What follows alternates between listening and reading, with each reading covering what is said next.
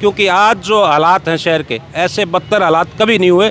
और ऐसा भी कभी नहीं हुआ कि जो चेयरमैन भी एक ही सरकार का हो, एमएलए भी उसी सरकार का हो और एमपी भी उसी सरकार का हो और तीनों में सरकार भी एक ही पार्टी की हो। हिंदुस्तान में शीमा हैदर जब से आई हैं, पूरा हिंदुस्तान और पाकिस्तान का मसला बना हुआ है। सोशल मीडिया हो, डिजिटल मीडिया हो, या बात करें हम मेन स्ट्रीम मीडिया की, हर कोई पूछना चाहता है क्या शीमा हैदर को पाकिस्तान भेजा जाएगा।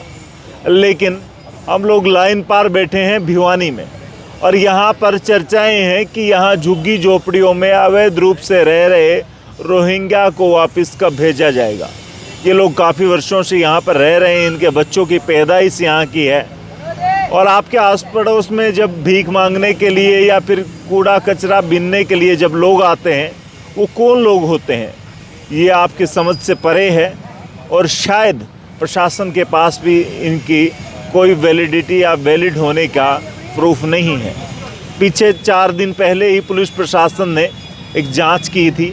झुग्गी झोपड़ियों में आधार कार्ड जांच के लिए लोग पहुंचे थे और पुलिस की 5 टीमें पहुंची थी।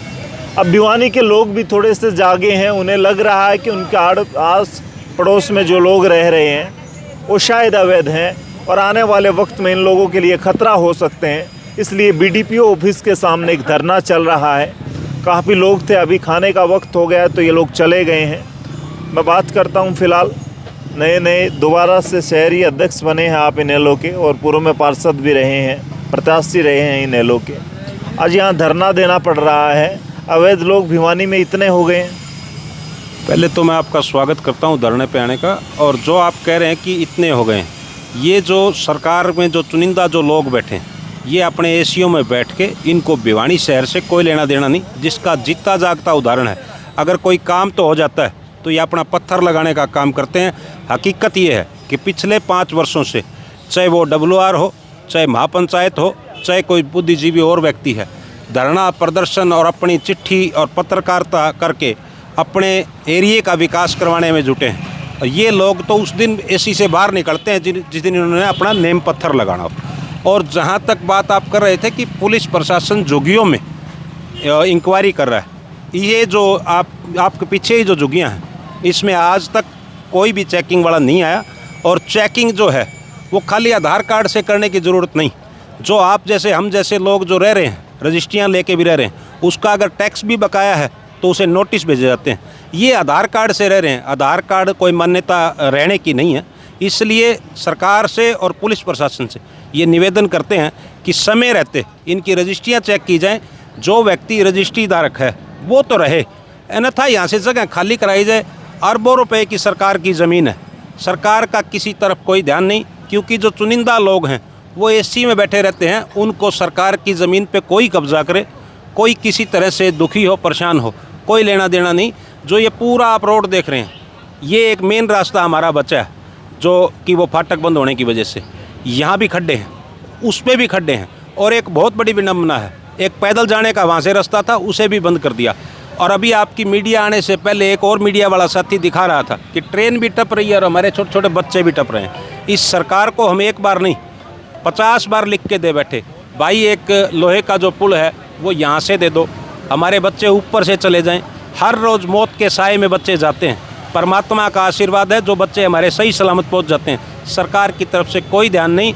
मैं तो निवेदन करता हूँ, सरकार में जो बैठे हैं, सेंटर में MP साहब हैं, प्रदेश में MLA साहब हैं, ये थोड़ा सा जागने का काम करें।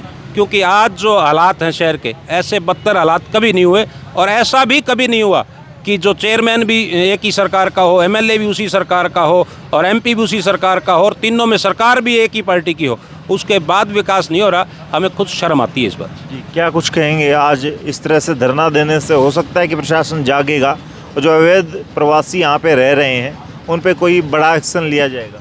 भैया ऐसा है, अगर ये नहीं जागे ना तो ये लोग जागेंगे जो बैठे हैं, लेकिन इन रहने कौन दें, क्योंकि चोरी चकारी ये करें, बैंड जो मारपीट ये कर दे। रात को हमारी लेडीज यहाँ से निकल नहीं सकती, हमारे जो मेहमान तो डरते हैं, वो एक बार जो आदत दोबारा गएगा जी हम नहीं आएंगे उधर, बुरा हाल है। भाई प्रशासन से यही गुहार लगाते हैं, इनको खाली करवाओ। अगर जिसके पास कोई रजिस्ट्री वगैरह नहीं है उसको यहाँ आने नहीं दिया जाएगा बस। तो फिलहाल अब लोग जाग रहे हैं और लोग अपने हिसाब से एक्शन लेंगे अगर प्रशासन नहीं जागा तो। सर यहाँ मतलब रेजिडेंस वेलफेयर जो एसोसिएशन है या महापंचायत है, उसने पूरा प्रयास जोर लगा रखा है। जो कि सीएम विंडो में भी एप्लीकेशन लगी हुई हैं लेटर पैड पे, और प्रशासन को जो भी, या तो जैसे घनश्याम सराफ है या धर्मवीर जी है सांसद, या जो मतलब चेयरमैन है, पुलिस प्रशासन है, इसमें हम कम से कम सैकड़ों बार खुद मतलब मैं मतलब वरिष्ठ प्रधान हूँ RWA का, हम सारे साथी पूरा एडी तक चोटी तक का जोर लगा रखा है। लेकिन आज तक इन झुग्गी झोंपड़ियों में अब जो आ रहे हैं आदमी अवैध से अवैध गलत आ रहे हैं, उसकी कोई सुनवाई नहीं है। और ये कहते हैं कि भैया छापा पाड़ दिया, ये कर दिया, पुलिस वाले कह देते हैं हमारी ड्यूटी लगी है, ये सब झूठ है। कोई आज तक कोई इंक्वायरी नहीं हुई है, कोई इनमें कोई गया नहीं है। और कुछ आदमी इनको मतलब उकसाने वाले लगे हुए हैं।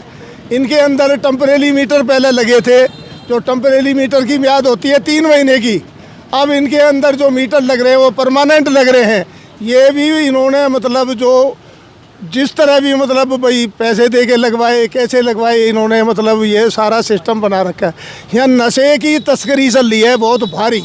शाम को जिस जगह पे आज हमने रोष प्रदर्शन करा है, हम दुखी होके लेटरबाजी से मिल के जब हमने एक दिन का रोष प्रदर्शन करा है, आगे ज़रूरत पड़ेगी तो हम महीने का भी करेंगे, 6 महीने का भी करेंगे, और इसका पूरा प्रयास करेंगे कि ये गलत आदमी यहाँ से जाएं। रिश्तेदारों को अटैची घोंस के भाग जाते हैं या उनके चोट मार देते हैं। रात को नशे में इस बढ़ के नीचे 2 बजे शराब शुरू हो जाती है। आप आओगे कभी यहाँ नीचे तो गुंडे बैठे होते हैं और कोई तीसरा आदमी नहीं होता। ये लोग कौन हैं?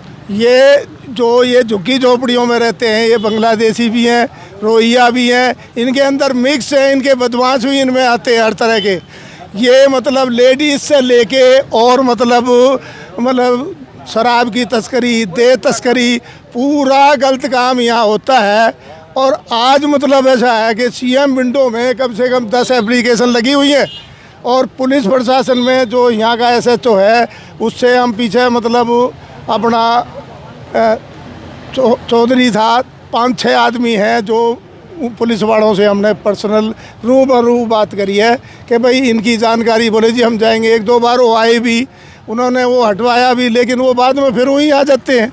लेकिन मेरी प्रशासन से और जो अपने मतलब ये अपने सांसद और जो MLA प्रधान सभी से, DC साहब से प्रार्थना है कि इस पर पूरी सुनवाई की जाए, इनकी इंक्वायरी करी जाए, इनको यहाँ से हटाया जाए। ये सारे गलत हैं जो इन्होंने 60,000 की जनसंख्या है, अब इतने बच्चे आते हैं, ये गलत नज़र से देखते हैं सारे काम है। अगर वो तो हम थोड़े मजबूत हैं, हमने 45 साल से यहाँ रहते होंगे, तो इसलिए थोड़ा ये डरते हैं, नहीं तो ये दिन में बच्चों ने ठाले।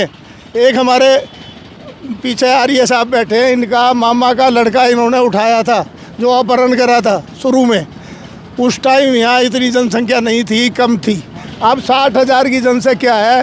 तो प्रशासन से, DC साहब से, सबसे CM साहब से ये अनुमति मतलब प्रार्थना करते हैं कि भाई इस पर सुनवाई हो और इसको जल्दी से जल्दी जो हमारी डिमांड है उनको पूरी किया जाए, और सारे मतलब इनको यहाँ से हटा के चाहे वो कहीं भी भेजे दिल्ली से। अच्छा, एक बात बताओ, आप कभी SP साहब से, आप तो प्रत्याशी रहे हैं इन लोग के, कभी मिले नहीं ये समस्याएं लेके कि यहाँ पे इनकी जांच तो कम से कम होनी चाहिए, या अवैध लोग हैं? शर्मा जी, एक बार नहीं अनेक बार, जब ये हमारे बुजुर्ग कर रहे हैं, हम पिछले 45 वर्षों से ये प्रयास कर रहे हैं। यहाँ उमरा जी बैठे हैं, यहाँ आर्य साहब बैठे हैं, इनके पिताजी ने भी बहुत प्रयास किया, पीछे बिरजलाल जी बैठे हैं, इन्होंने किया, हमने किया, यहाँ पूर्व पार्षद भी हैं, सभी बैठे हैं, सभी जो कैप्टन साहब हैं, शिव कुमार जी हैं, अनेकों बार हम मिल चुके हैं। लेकिन जब तक जो प्रतिनिधि जो हमारे चुने हुए, चाहे MP साहब हैं, चाहे MLA साहब हैं, जो सरकार के मुखिया बने बैठे हैं, जब तक वो इंटरेस्ट नहीं लेंगे तो ये नहीं चलते। इनके पास जाओ तो ये कहते हैं प्रशासन हमारी सुनता नहीं। इतनी ही बात का जवाब है नेताओं के पास, और प्रशासन वाकई में ही किसी की नहीं सुन रहा। ये हकीकत है कि आज तक कोई इंक्वायरी नहीं हुई। अच्छा, क्या कहेंगे वर्मा जी, आपका ही मैं तो पोस्टर भी देख रहा था, फ़ोन भी गया, किस तरीके से देखते हैं ये लोग, और यहाँ पे कितने लोग हैं जो समस्या का कारण बने हुए हैं, कितनी झुग्गी झोपड़ियाँ हैं? जी सबसे पहले तो आपका यहाँ पहुँचने पर, इस धरने पर मैं हृदय से स्वागत करता हूँ। जब भी इस क्षेत्र के लिए कोई आंदोलन होता है, कोई मांग होती है, आप तुरंत आते हो, इसके लिए हम आपके आभारी हैं। आज का विशेष मुद्दा, यहाँ जिला परिषद की करोड़ों की ज़मीन पड़ी है, जिसमें कभी मेला ग्राउंड हुआ करता था, और उसमें धीरे धीरे अवैध कब्जे कर कर और इनमें झुग्गी झोपड़ियाँ बन डाली। कुछ दिन झुग्गी झोपड़ियाँ थी, आज वो धीरे धीरे पक्के मकान बनते जा रहे हैं। उनमें रहने वाले सारे संदिग्ध आदमी हैं।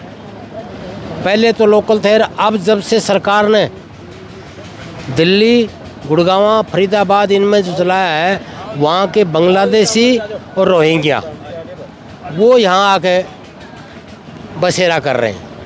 और कब करते हैं? रात को आते हैं, रात को विश्राम यहाँ करते हैं, सुबह फिर गाड़ियों में चले जाते हैं। गाड़ियों में जेब कतरा काम करते हैं और दिन में इधर उधर गाँव में। यहाँ जो रहने वाले हैं वो कबाड़ का काम करते हैं, कबाड़ की रेहड़ी लेकर दिन में तो रेकी कराते हैं और शाम को वहाँ वारदात करते हैं। जनता बहुत परेशान है, बहुत दुखी हैं। बहुत बार यह घटनाएं हो चुकी हैं। आज के धरने की खास मांग ये है कि इनकी गहन जांच, सर्च अभियान चलाया जाए, और सर्च अभियान भी रात को, दिन में तो चले जाते हैं, रात को सर्च अभियान चलाया जाए।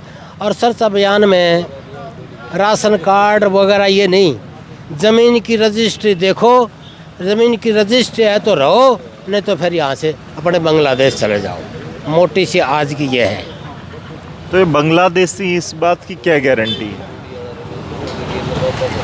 भाई कह रहे हैं 25 साल से यहाँ रह रहे हैं। जी, ये भाई साहब पता है क्या, ये 25 साल से रह रहे हैं। पहले तो हमारे लोकल आदमी थोड़ा थोड़ा ज़मीन को घेरा था उन्होंने, अब वो उनके सारे लग के ये लोग बाहर से आके बसे, ये दिल्ली से आए हैं, पाकिस्तान से आए, ये तो इसका बारे में तो अभी जांच नहीं हो पाई है ना, हमें मालूम है। मगर ये हरियाणा के तो नहीं है, हरियाणा के तो नहीं है, क्योंकि अब बताते हैं लोग भाई इनके राशन कार्ड बन गए हैं, इनके आधार कार्ड बन गए हैं। जो 25 साल से रहेगा उनके बच्चे तो होंगे ही, और बच्चों की आईडी हॉस्पिटल में होए या कहीं भी होए तो वो नेचुरल उनकी आईडी तो बन जाएगी। और हमारे यहाँ से आज से 5-7 साल पहले फैमिली आईडी का मैटर चला था। फैमिली आईडी में लोगों ने 100-200 रुपये देके CSV जाके अपनी बनवा ली। अब मैं इस एरिया का पार्षद होने के नाते मेरे पास काटपालिया जी ने या वर्मा जी ने किसी ने फ़ोन कर दिया कि भाई वो हमारे किराएदार रह रहे हैं, उनके आधार कार्ड पे कर दे साइन, तो मजबूरी हो जाती है, जनप्रतिनिधि की मजबूरी हो जाती है कि वो उनके साइन कर देना। चलो मेरा राशन कार्ड दे, वर्मा जी घर रह रहे हैं, वो 1 साल से रह रहा था, राशन कार्ड बन गया, राशन कार्ड बन गया तो उनका आधार कार्ड बन गया, आधार कार्ड बन गया तो उनका सब कुछ बन गया। मेरा तात्पर्य, हमारा तात्पर्य ये है कि ये जो ज़मीन है ये जिला परिषद की ज़मीन है। जिला परिषद इसको 50 साल से यूज़ कर रही है, नहीं कर रही है, करेगी नहीं करेगी। यहाँ 60,000 की आबादी है और हम चाहते हैं कि यहाँ बहुत सख्त ज़रूरत है लोगों को।